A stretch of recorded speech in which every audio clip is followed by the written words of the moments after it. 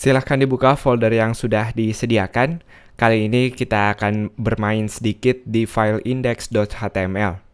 Dan lebih detail lagi kita akan belajar gimana cara menghubungkan file HTML kita dengan file CSS-nya.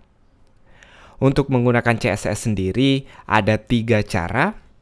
Saya akan tuliskan di sini. Yang pertama adalah inline, di mana kita akan menuliskan kode CSS langsung pada tag HTML-nya. Dan yang kedua adalah internal. Internal kita akan menuliskan kode CSS tidak pada tag HTML, tapi masih pada file HTML. Jadi misalnya kita mau style index HTML, kita akan menulis CSS-nya di dalam file ini sendiri. Dan yang ketiga yang umum digunakan yaitu eksternal, atau kita akan membuat file CSS sendiri. Kalau ini di dalam file HTML yang sama, kalau yang ketiga dia akan berada pada file CSS sendiri. Langsung aja saya akan berikan beberapa contoh CSS, tapi tenang aja kita belum belajar CSS-nya di sini, baru belajar gimana cara make CSS.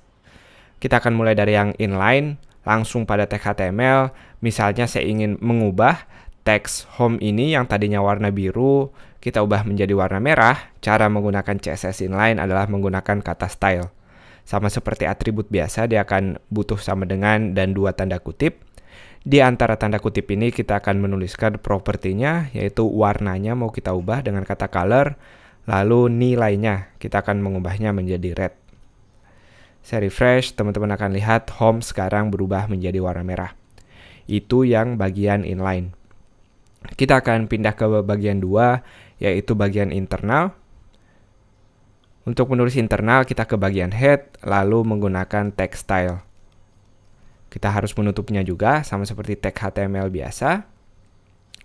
Anggap kita ingin mengubah bagian H1 ini. Caranya menggunakan H1, lalu tanda kurung kurawal seperti ini. Kita akan mengubah warnanya menjadi warna kuning. Teman-teman lihat, sekarang warna H1 sudah sulit dilihat karena sudah berubah menjadi warna kuning. Kita tes satu lagi, yaitu bagian eksternal.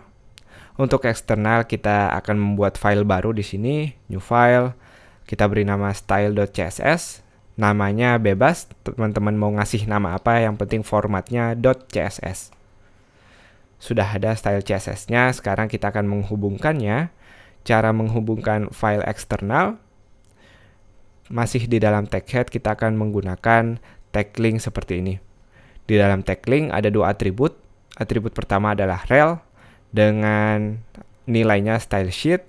Lalu yang kedua adalah href atau href, yaitu source-nya atau sumber CSS yang akan kita gunakan.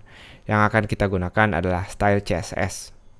Berarti di bagian style CSS-nya, sekarang kita udah bisa nulis apa aja yang kita mau. Misalnya bagian H2, saya mau ngubah warnanya menjadi warna biru. Teman-teman akan lihat bagian kedua sekarang atau H2-nya menjadi warna biru.